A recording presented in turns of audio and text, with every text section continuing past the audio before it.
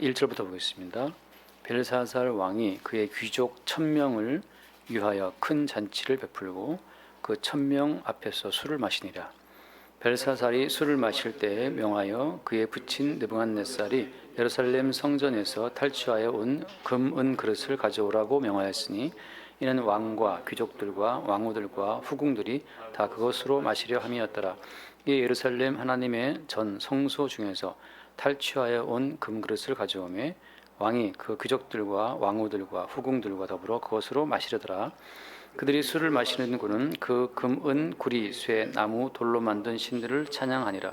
그때 사람의 손가락들이 나타나서 왕궁 촛대 맞은편 석회벽에 글자를 쓰는데 왕이 그 글자 쓰는 손가락을 본지라. 이에 왕의 즐기던 얼굴빛이 변하고 그 생각이 번민하여 넓적다리 마디가 녹는 듯하고 그의 무릎이 서로 부딪힌지라. 왕이 크게 소리질러 술객과 갈대아 술사와 점쟁이를 불러오게 하고 바벨론의 지혜자들에게 말하되 누구를 막론하고 이 글자를 읽고 그 해석을 내게 보이면 자주색 옷을 입히고 금사슬을 그의 목에 걸어주리니 그를 나라의 셋째 통치자로 삼으리라 하니라. 그때 왕의 지혜자가 다 들어왔으나 능히 그 글자를 읽지 못하며 그 해석을 왕께 알려주지 못하는지라.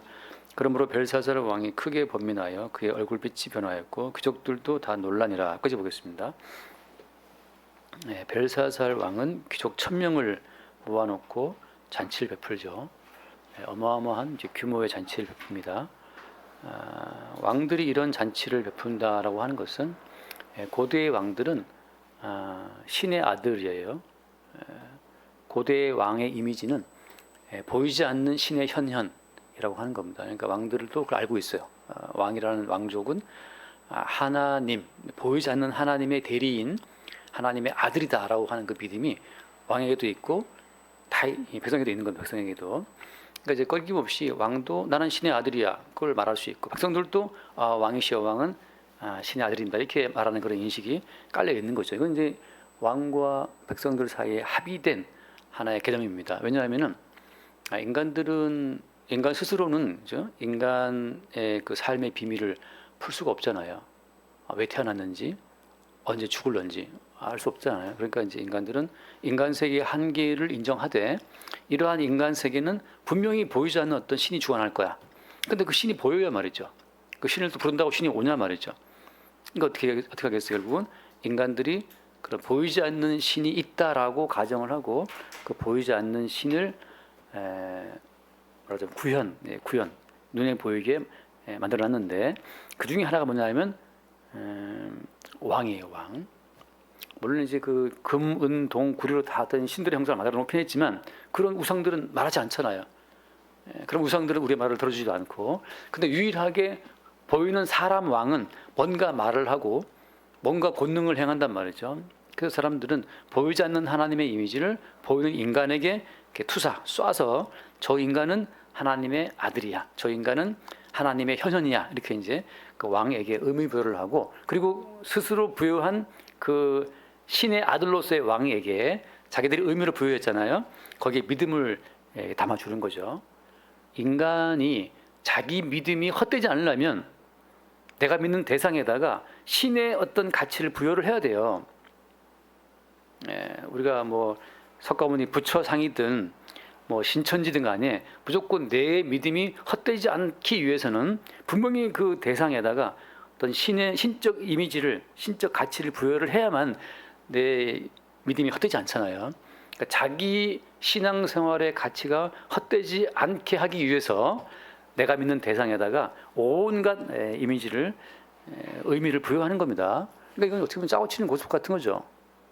자기가 만든 신에게 의미를 부여함으로써 나는 괜찮아, 나는 건전해, 난 지금 잘 믿고 있어. 이렇게 지금 자기 속에 내버리고 있는 하나의 게임 같은 거란 말이죠. 이렇게 해서 이제 신의 아들로서의 그 벨사살 왕이 신의 아들이니까 어때요? 신의 대리인이잖아요. 대리인으로서 1000명의 귀족을 모아놓고 우리 바벨론 제국은 신의 축복을 받은 민족이야. 우리 바벨론 이 제국은 신의 복을 받고 있는 그런 나라야라고 하는 것을 확인하는 일종의 제의 같은 겁니다. 제의, 제사의 어떤 의례 같은 거란 말이죠. 우리가 바로 한가위에 모여서 그 추석 성묘를 하잖아요. 차례를 지낸다 말하는 것처럼 조상의 언덕이라고 하면서 그런 것처럼 지금 이 왕의 이 파티, 이 잔치라고 하는 것은 신의 아들로서, 신의 대리인으로서 귀족들을 모아놓고 우리 바벨론 제국은 영원하다, 신의 복이 임했다라고 하는 것을 확인하는 일종의 제의 같은 거기 때문에 어떻게 됐습니까? 2절 말씀 보면 2절 말씀에 벨사살의 술을 마실 때에 명하여 그의 부친 느부갓네살이 예루살렘의 성전에서 가져와 탈취했던 금, 은 그릇을 가져오라 하잖아요. 그러니까 지금 다른 나라에서 믿는 그 신은 우리가 믿는 신의 하수야, 하수. 바벨론 제국의 신이 제일 높고 예루살렘에 입고 있는 그 여호와라는 신은 쫄따구 신인데 야 그거 가져와, 금은 그릇을 라고 해서 지금 바벨론 제국이 믿는 그 신이 최고의 신임을 과시하기 위한 하나의 장치로서 예루살렘 성전에 그 금은 가져와, 그 금은 그릇으로 술을 마신다고 하는 거죠. 그러니까 우리가 믿는 신이 더 우월하다는 것을 입증하기 위한 하나의 잔치라고 하는 겁니다. 이런 짓들을 왜 한다고요? 이런 짓은 사람은 뭔가를 믿지 않으면 불안해요. 왜? 자기 존재를 확인하기 위해서는 밖에 뭔 대상을 만들어놔야 된단 말이죠. 우리가 왜 어린이들 키울 때 보면 집에 가보면 이렇게 벽에다가 이렇게 자를 이렇게 붙여놓고 클 때마다 이렇게 자로 재잖아요. 이렇게 기억 해봤나요? 나 쟀나 그런 것처럼. 나중에 그 집을 함부로 버리면 이제 내 기준도 날아가는데 아무튼 사람은 자기 자신을 뭔가 이렇게 평가하는 기준이 있어야 돼요, 항상. 그래야 본인이 안심을 한단 말이에요. 그다음에 어때요? 내가 지금 본인이 뭔가 발전하고 있다라고 하는 자기 발전의 기준 자체를 이렇게 준비하고 있는 거예요. 그래서 끝없이 인간은 보이지 않는 신을 보이는 어떤 대상으로 자꾸 이렇게 구체화시키는 작업을 계속해요.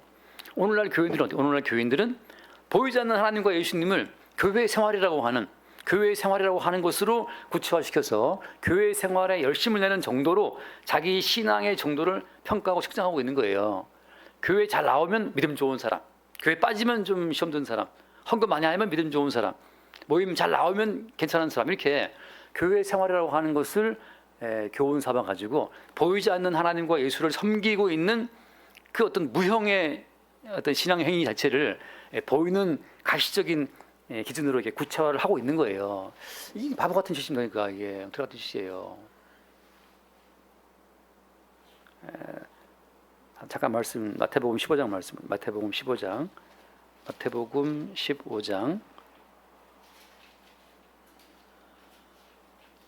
자, 8절, 15장 7절부터 보면 7절, 외식하는 자들아 이사야가 너희에 관하여 잘 예언하였도다 일렀을 때 8절 같이 볼까요?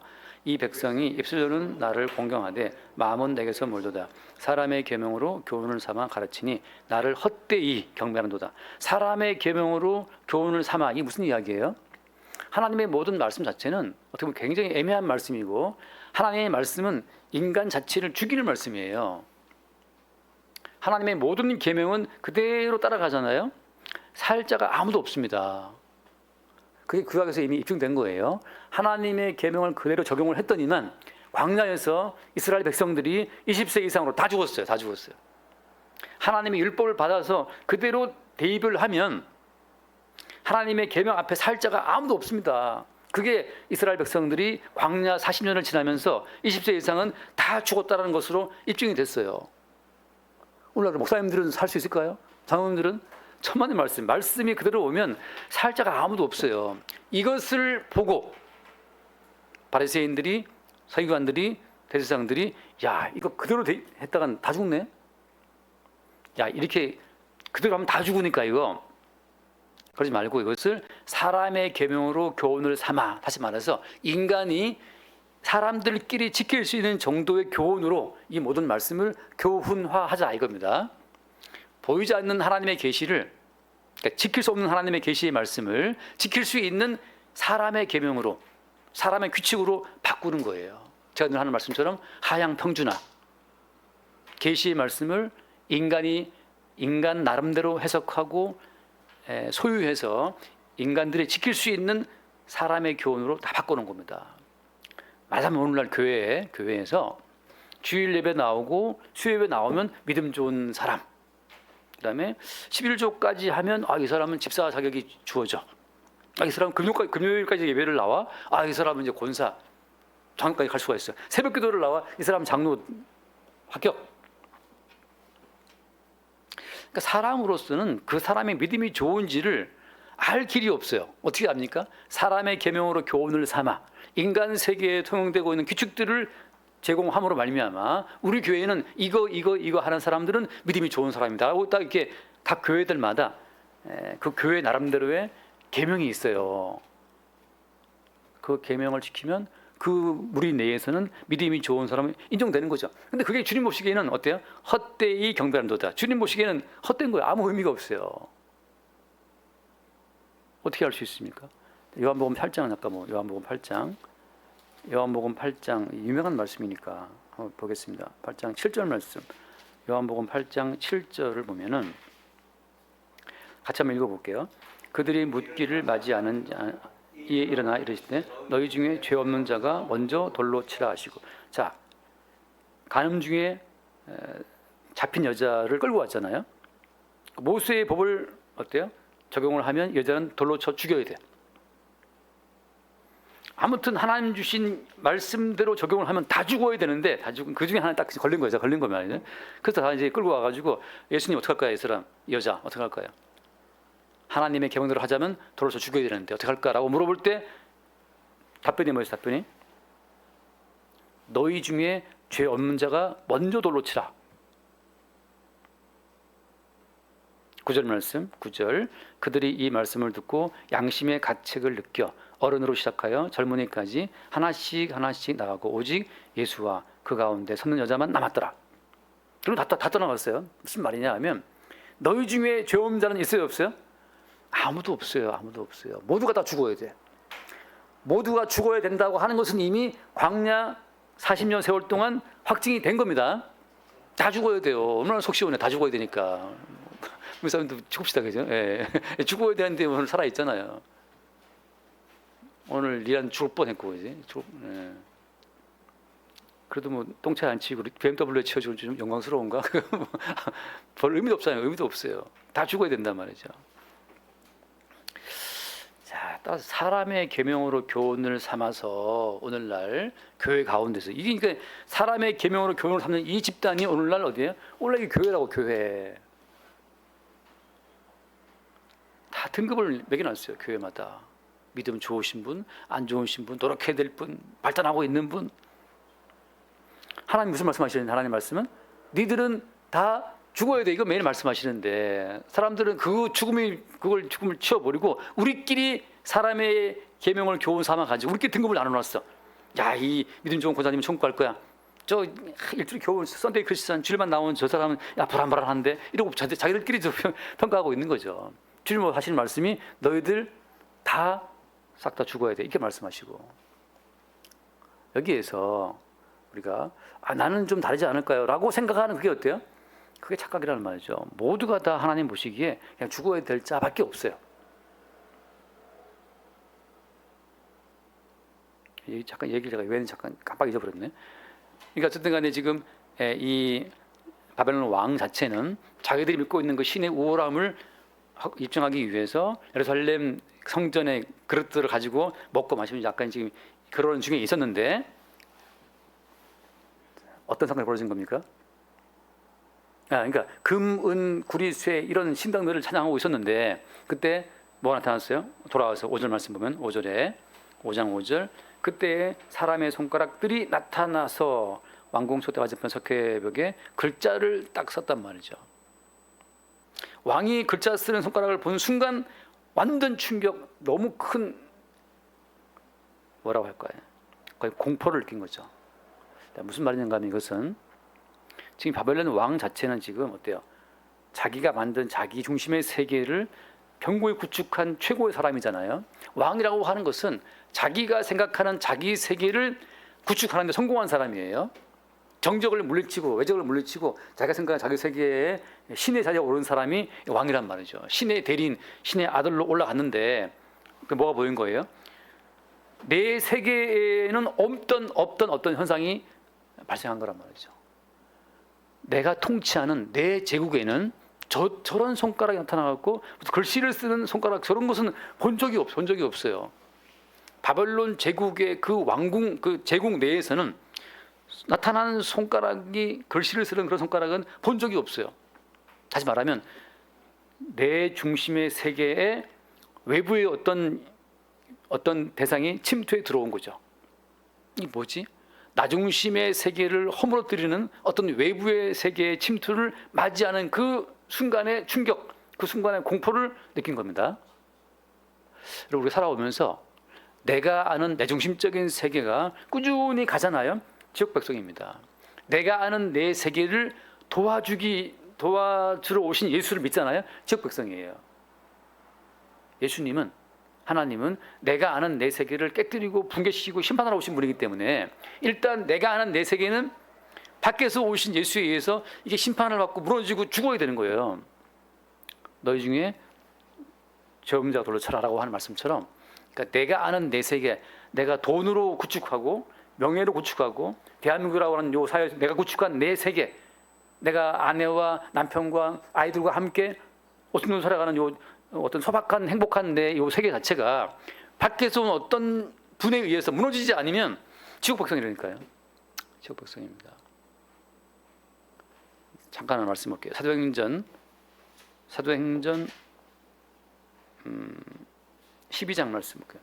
사도행전 12장 21절 말씀. 12장 21절 한번 읽어볼게요. 시작. 영복을 입고 단상에 앉아 백성에게 연설하니 백성들이 크게 부르짖되 이것은 신의 소리요 사람의 소리가 아니라 하거늘 헤롯이 영광을 하나님께로 돌리지 아니하므로 주의 사자가 곧 친히 벌레에게 먹혀 죽으니라. 헤롯은 왕이란 말이죠. 고대의 왕이라고 하는 것은 신의 대리인, 신의 아들인데 백성들도 당연히 알고 있기 때문에 어때요? 헤롯이 왕복을 입고 연설을 하는데 너무 연설을 잘했나 봐죠. 그 연설을 백성들이 크게 외치면서 이것은 신의 소리다 하고 그 왕에게 신적 어떤 영광을 돌려달라고 하는 거예요. 헤롯이 영광을 하나님께 돌리지 아니하므로 주의 사자가 곧 친히 벌레가 먹혀 죽었다. 주의 사자가, 천사가 늘 곁에 있어요. 늘 곁에 있어요. 근데 헤롯은 이스라엘의 왕이기 때문에 이스라엘의 왕 자체는 보이지 않는 하나님을 대표하는 사람이잖아요. 대리하는 사람이란 말이죠. 이방 나라의 왕은 스스로 신의 대리인으로 자처한 사람들이지만 이스라엘의 왕은 보이지 않는 하나님께서 하나님을 증거하기 위해서 세운 자들이 이스라엘 왕이에요. 즉각적으로 주의 사자가, 천사가 쳐서 벌레에게 먹혀 죽었단 말이죠. 다윗이 범죄했을 때 어때요? 즉각적으로 선지자가 투입되어서 다윗을 책망하잖아요. 다시 말해서 외부 세계에, 성경대로 말하면 이제 천상의 회의인데 천상의 회의의 주권자이신 주님으로부터 즉각적인 공격을 받는 자들이 이스라엘 왕들이었어요. 자, 다시 말하면 내가 알고 있던 내 세계가 외부에서 침투해 들어온 어떤 손가락, 어떤 꿈, 그죠? 어떤 주의 천사에 의해서 내 세계가 한 번씩 이렇게 깨져나가는, 허물어져 내려가는 그 경험에 있는 자들이 주의 백성이라고 하는 겁니다. 야곱이 야복강에서 누구랑 붙었어요? 천사가 와서 씨름했잖아요. 천사가 와서 야곱의 한두 뼈를 쳐서 어긋나서 다리를 설었단 말이죠. 내가 아는 내 세계가 전부가 아니었네? 내 세계가 전부가 아니고 밖에서 어떤 분의 침투를 받고 보니 내 세계는 완전 죄악의 세계였고 심판과 죽음의 세계였다는 사실이 이렇게 확증된 사람들, 이 사람들이 말하자면 외부의 세계로부터 구원받는 백성이라고 하는 겁니다. 한 번 더 말씀 볼게요. 사도행전 26장 말씀. 사도행전 26장 말씀을 보면 26장 13절 말씀. 13절 보겠습니다. 13절. 왕이여 정오가 되어 그래서 보니 하늘로부터 해보다 더 밝은 빛이 나와 내 동행들을 둘러 비추는지라. 우리가 다 땅에 엎드러짐에 내가 소리를 들으니 히브리 말로 이르되 사울아 사울아 내가 어찌하여 나를 박해하느냐. 가시체를 뒷바지하기가 내게 고생이다. 자, 뭐가 나타났습니까? 해보다 더 밝은 빛. 분명히 대낮인데 정오는 12시인데 가장 햇빛이 뜨거울 때인데 또 이 다마스커스, 지금 이제 그 시리아의 수도잖아요. 그 다메섹 가는 길, 그 뜨거운 사막지대, 정오의 햇빛이 얼마나 뜨거운지요. 이스라엘 갔을 때 구름도 한 점 없어. 너무 햇빛이 뜨고 너무 건조해요. 근데 정오의 햇빛이 얼마나 뜨거웠겠어요. 그런데 햇빛보다도 더 밝은 어떤 빛이 나타난 거예요. 내가 아는 내 세계, 내가 아는 내 세계의 햇빛보다 더 밝은 빛이 침투에 들어오고, 또 뭐가 들어왔습니까? 이 바울을 부르는 소리, 사울아 사울아 나를 박해하느냐라고 하는, 내가 알던 세계 밖에서 침투에 들어오신 예수를 만나고 보니까 지금까지 바울은 예수님을 박해했던 사람이었다는 사실이 드러나는 거죠. 그러니까 오늘날 말씀을 듣든 뭐 아무튼 상관없어요. 기도하든 간에 중요한 건 뭐냐면, 내가 아는 내 세계, 내가 주체가 되어서 내가 꾸려가야 내 세계, 무엇을 먹을지 무엇을 마실지 어떻게 살아야 될 것인지 계속 내가 책임지고, 어떡하지, 난 노후가 안 돼 있고 앞으로 난 뭘 하고 살아야 되나, 내가 중심되어 살아가는 내 모든 이 세계 자체가 밖에서 침투해 들어온 세계에 의해서 내 세계는 아무것도 아니었네, 이 자체가 드러나는 자들이 주의 택하심을 받고 부르심을 입은 자들이라고 하는 거예요. 물론 여기서 어떤 겁니까? 밖에서 침투해 들어온 그분에 의한 해석이 나에게 와야 돼요. 해석이. 말씀 돌아보게 되면 어떻게 됐습니까? 6절 말씀 보니까 5장 6절에 이 왕의 저기다 얼굴빛이 변하고 생각이 번민하여, 어떻게 뭐라고 되어 있어요? 넓적다리 마디가 녹는 듯하고 그의 무릎이 서로 부딪힌지라. 이거는 어떤 진짜 초자연적인 권능에 의해서 지금 이 왕의 어떤 근원 자체가 흔들리고 있는 거예요. 무릎이 얼마나 세게 이게 떨렸는지 무릎이 부딪힌다고 하는 거죠. 무릎이 얼마나 떨었는지, 서로 부딪히는 무릎을 느껴본 적 있나요? 이 정도로 무서운 적 있습니까? 그러니까 와들와들 떨고 있는 거죠. 다시 말하면 지금 이건 왕의 위험으로도 통제할 수 없는 공포에 지금 찌들린 겁니다. 그래서 어떻게 해요? 왕이 크게 소리질러 술사들, 점쟁이 다 불러 모으죠. 그럼 뭘 지시했습니까? 이 글자를 읽고 해석해라. 이 글자를 읽고 해석이 안 되면 죽는 거예요. 공부를 해서 만약 글자를 읽고 해석하면 내가 자연스레 옷을 입혀주고 금사슬을 목에 걸어주고 나라의 통치라 삼겠다, 이렇게 약속하잖아요. 근데 어떻게 했습니까? 그 다음 나오지만 왕의 지혜자가 다 들어왔는데 능히 글자를 읽지 못하고 해석하지 못했다고 하는 거죠. 자, 외부의 세계에 침투는 있는데 그 외부의 세계가 해석이 안 돼. 단지 어때요? 공포, 무지막지 않은 공포로 나를 짓눌러, 나를 번민하게 만들어. 분명히 내 세계 말고 바깥에 무슨 세계가 있는데 그 세계의 침투 앞에서 해석이 안 되네? 다음 주에 보겠지만 누가 해석합니까? 다니엘이 해석을 하죠. 무슨 말이냐? 이미 다니엘은 어때요? 다니엘은 이미 보이는 바벨론 제국, 이 세계 말고 이미 다른 세계, 하나님 나라라고 하는, 천상회의라고 하는 다른 세계에 이미 살고 있는 사람이에요. 성도는 지금 자기 중심의 이 보이는 세계 말고 이미 바깥 세계, 다른 세계를 사는 자들이기 때문에 바깥 세계에서 지금 내 세계를 이렇게 집안이 지켜보는 자들이 성도라고 하는 거죠. 여기에서 내 세계에서 저 높은 곳을 향하여 가난 자가들이 아니라, 그거 아닙니다. 뭐라고 되어 있어요? 이미 너희의 시민권은 어디에 있어요? 하늘에 있다고 말씀하시잖아요.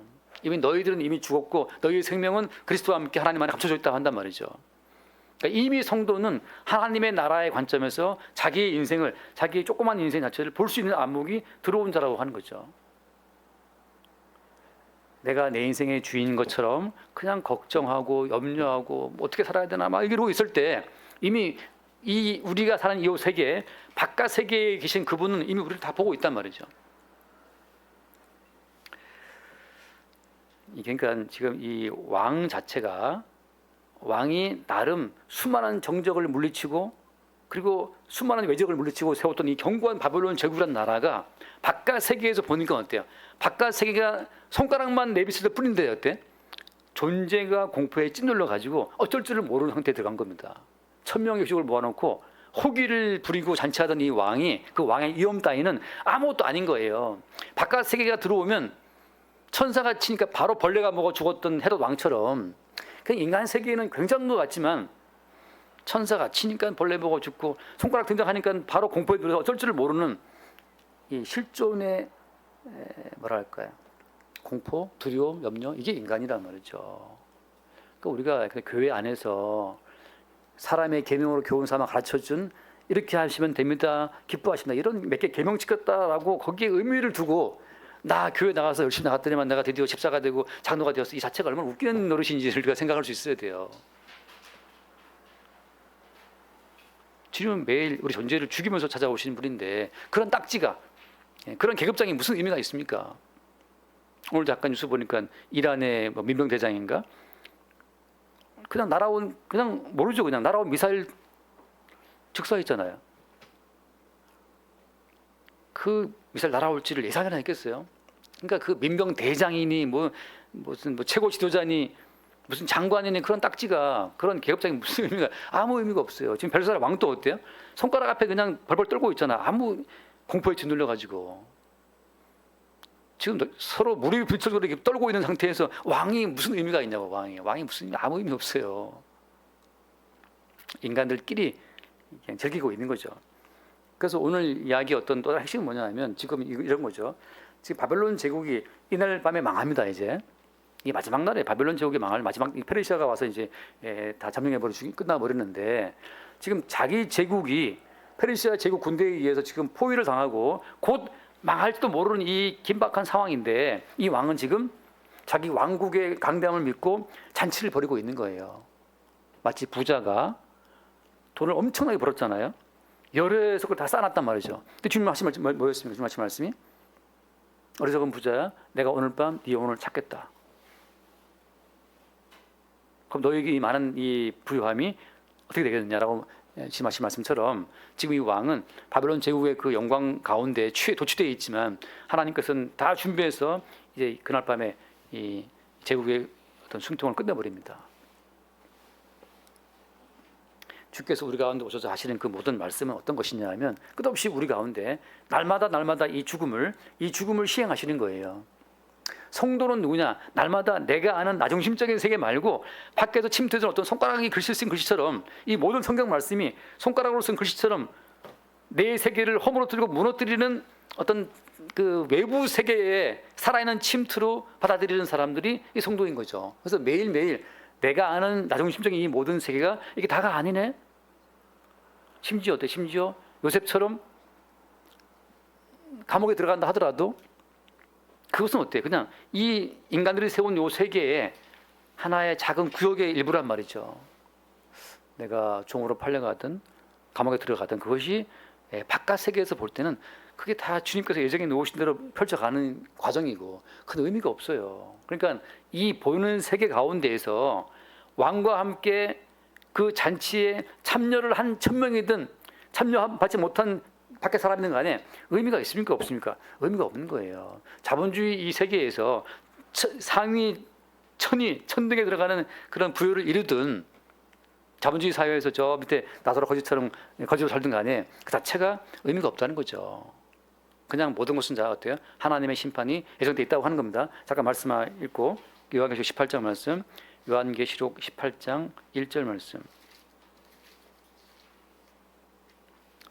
18장 1절. 이 일 후에 다른 천사가 하늘에서 내려오는 것을 보니, 이거 늘 막 하늘에서 외부에서 막 날아오는 거예요. 천사들이 보니 큰 권세를 가졌는데 그 형광으로 땅이 환하게 들어. 같이 2절 말씀. 힘찬 음성으로 외쳐 이르되 무너졌도다 무너졌도다 큰 성 바벨론이여, 귀신의 처소와 각종 더러운 영이 모이는 곳과 각종 더럽고 가증한 새들이 모이는 곳이 되었도다. 자, 이 지금 큰 바벨론이 이제 말하는 바벨론 제국이라고 하는 것의 영적인 실체를 보여주고 있는 겁니다. 바벨론 제국은 오고 오는 모든 나라를 대표하는 나라예요. 미국도 바벨론 제국의 일부라는 말이죠.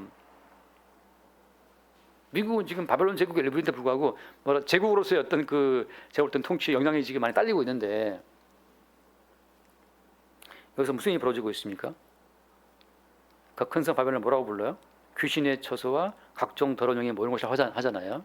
다시 말해서 하나님께서 예루살렘 성전을 허물어지게 만들고 거기에 있는 모든 금은 것을 다 바벨론 제국으로 옮겨게 했던 것은 뭐 때문입니까?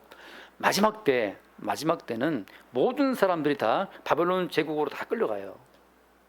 다시 말해서 제가 이 말 한다고 여러분이 듣고 나서 나는 결단코 이 보이는 세계에 매이지 말아야지 결심해봐도 소용없습니다. 우리도 모르는 사이에 바벨론 제국의 논리에 끌려가게 돼 있어요. 뒤에 보면 나오겠지만 바벨론 제국은 한마디로 말하면 돈에 의해 돌아가는 어떤 이 성인데, 그러니까 큰 성 바벨론은 돈에 의해 돌아가는 그 성인데 모든 사람 다 돈에 딸려간단 말이죠. 생각해보세요. 큰 교회 목사님들이 한 40년 목회했다. 마지막 결론은 뭐예요? 마지막 결론은 돈이에요. 퇴직금. 원로 목사 되고 그거잖아요.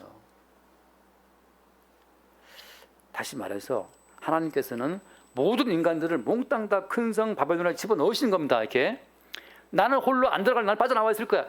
자기 힘으로는 큰 성 바벨론에 빠져나올 자가 아무도 없어요. 이것은 다 그냥 들어갈 일단 다 들어간 상태에서 어때요? 다 일단 큰 성 바벨론 들어간 상태에서 이제 밖에서 침투해 들어오시는 주님에 의해서 빼냄을 입은 자들이 구원받은 자들이고, 스스로 난 나갈 거야, 그런 사람은 아무도 없어요.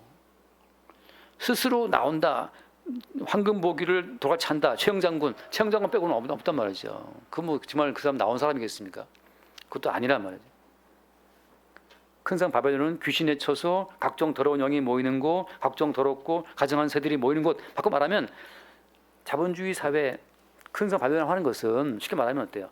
그냥 악한 영, 귀신, 그 마귀들이 만들어 놓은 거대한 허구의 세계이기 때문에, 다시 말해서 선악을 아는 지식의 열매를 먹게 함으로 말미암아서 옛뱀 마귀가 구축한 거대한 이 보이지 않는 시스템 자체가 이게 이 큰 성 바벨론이라고 하는 겁니다. 빠져나올 자는 있다 없다? 아무도 없어요. 그래서 그때 말씀 4절 또 내가 들으니 하늘로부터 다른 음성이 나서 이르되, 같이 볼까요? 내 백성아 거기서 나와 그의 죄에 참여하지 말고 그가 받을 재앙들을 받지 말라. 여기서 내 백성아 거기서 나와라고 말할 때, 그의 죄에 참여하지 말라고 말할 때, 그러니까 말씀하시는 주님의 의지에 의해서 나오게 되는 것이지, 내가 미리 알고 지금 나가면 되겠네, 그거 아니란 말이죠. 롯이 소돔성에 살아갈 때 그때 누가 왔어요? 그 성에 천사가 나타나잖아요, 소돔성에. 근데 때마침 어때요? 그 성경에 뭐 나오죠? 마침 롯이 성문에 앉아 있었어요. 이렇게 천사가 들어왔단 말이죠. 그래서 롯이 들어와서 우리 집에 머물라라고 부지 중에 자기도 모르는 사이에 천사를 영접했단 말이에요. 롯이 미리 알고 천사가 언제 오지? 내일쯤 올까? 모레쯤 올까? 막 체크하면서 기다린 게 아니에요. 마침 주님이 인도하시는 가운데 마침, 이것은 준비를 아무도 할 수 없어. 우리가 큰 성 바벨론에서 나온다, 참여하지 않는다, 우리 의지가 아니란 말이죠. 어떨 때 이상하게 때마침 그때 무슨 말씀을 들었어. 근데 그 말씀이 그냥 꽂혔어. 그냥 그 말씀이 나를 끌어냈어. 그렇게 우리가 의도하고 계획한 신앙생활에 의해서가 아니고, 주께서 때마침 준비한 어떤 말씀, 때마침 준비한 어떤 만남, 그걸 통해서 이 큰 성 바벨론의 어떤 세력 가운데서 우리를 빼내는 그 상황으로 주님이 우리를 인도한다고 하는 거예요. 바울이 교회를 핍박하기 위해서 교인들을 잡아 족치려고 그저 불순한 동기로 하고 있었는데 주님이 나타났잖아요. 무슨 말이냐 하면 교회에서 막 철학기도 하고 막 버틴다고 주님이 오시는 게 아니란 말이죠. 바울처럼 교회를 잡아 죽이려고 하는 길에도 어때요? 주님이 찾아오시면 빼냄을 입는단 말이죠. 어떤 분들은 그냥 교회 나와서 기도하고 있으면 주님께서 부르시죠. 천만의 말씀. 그 날에 두 사람이 누웠는데 한 사람은 데려가면 당하고 한 사람은 버림 당한다 하잖아요. 두 사람이 뭐 밤새 기도했으면 두 사람이 자고 있었는데 주님이 데리고 간단 말이에요. 무슨 말이에요? 우리 인간의 의지와 준비와 아무 상관이 없어요. 그냥 다시 말해서 우리 인간 쪽에 어떤 미리 대비할 수 있다, 준비할 수 있다, 바벨론을 피해 나가자라고 하는 인간의 의지, 인간 쪽에 주도적인 어떤 주도권 자체를 주님이 허락하시지를 않습니다.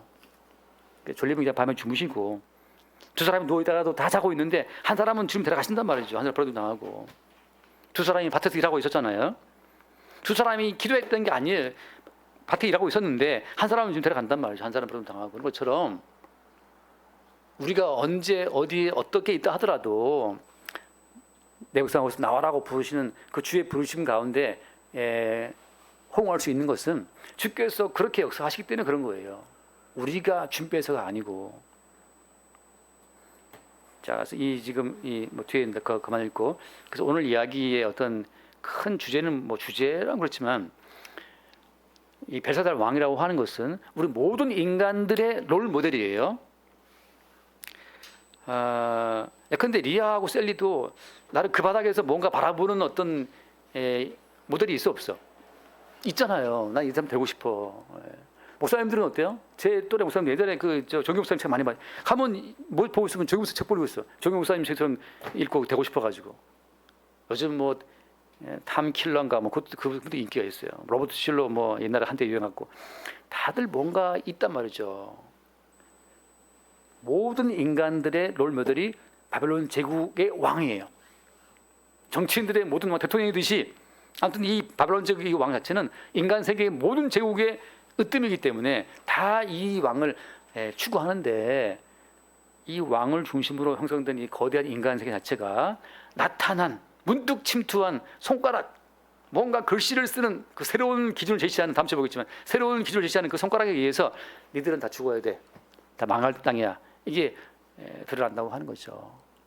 마치 우리는 이 왕을 보면서 우리는 그렇지 않아 라고 착각하지 말고 속지 맙시다. 주님 하신 말씀은 너희 중에 죄 없는 자가 먼저 쳐라, 먼저 쳐. 우리 모두가 다 할 수만 있으면 우리도 이 벳살 왕처럼, 이 왕처럼 1000명 모아놓고 파티하고 싶죠. 맨날 어디 일자리 없나 하고 뭐 일을 쓰고 싶겠습니까?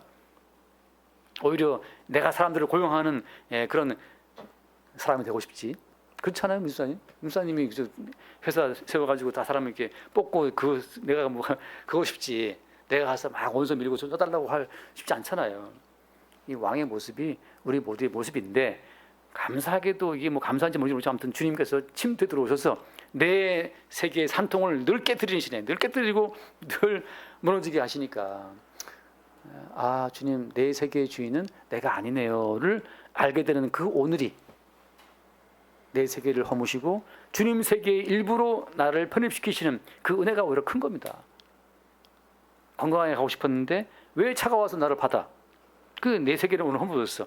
아, 이거 참 저 BMW로 나를 치게 하신 주님을 바라보게 되는 그 순간에 내가 이 세계의 주인이 아니고 내가 내 인생 주인이 아니고 나도 모르게 BMW로 나를 이렇게 딱 한 대 치게 만드신 그분이 있다는 사실, 그것이 어때요? 침투에 들어온 손가락이란 말이죠. 네 인생은 네 것이 아니고 내 거야라고 하는 그 손가락의 글씨처럼 항상 우리를 바라보는 거죠. 아, 내 인생의 주체가 내가 아니고 끝없이 내가 주인공된 내 세계를 허물어뜨리고 위협하는 진짜 세계가 있군요를 보게 되는 그 사람들이 오히려 복이 있는 사람들입니다. 그들만이 이 손가락 글씨를 읽고 해석할 수 있어요. 다른 세계에 속한 사람만이. 얼마나 우리의 삶 속에서 그 밖에서 침투 들어온 예수님이 십자가의 피 흘려 죽음으로 말미암아서 이루어지는 새로운 세계, 인간 세계는 지금 나중심적인 세계와 예수의 피로 세워진 세계가 이렇게 섞여 있어요. 섞여 있는데 섞여 있지만 이렇게 혼합된 것이 아니고 명확한 경계선을 가지고 이렇게 섞여 있단 말이죠. 늘 주님은 주의 피로 세워진 그 세계로 내 땀과 피로 세운 내 세계를 늘 공격하고 허무는 방식으로 주님이 찾아오심으로써 네 세계의 진짜 주인은 피 흘리고 살짓긴 나야라고 하는 것을 우리에게 알게 하시는 분이 주님이란 말이죠. 여러분, 내 세계는 내 땀과 내 눈물로 세워진 세계가 아닙니다. 내 땀과 내 눈물의 세계는 이렇게 오늘 이 왕의 나라처럼 망해버리고 예수의 땀과 예수의 피와 예수의 살로 채워진 새로운 세계가 진짜 내 세계였음을 보게 되는 그 은혜가 있게 되길 바랍니다. 기도합시다. 주님 감사합니다. 인간들이 모두 부러워하는 최고의 자리에 오른 이 왕이 오늘 바깥 세계에 침투해 들어온 손가락에 의해서 여지없이 흔들리게 되는 것을 보게 됩니다. 지금 날마다 우리의 노력, 우리의 피와 땀의 인생이 아니라 예수님의 피와 땀과 의의 피에 의해 세워진 주님의 세상이고 또 주님의 존재임을 늘 볼 수 있도록 성령으로 우리를 새롭게 인도하여 주옵소서. 우리 주 예수님을 기도드립니다. 아멘.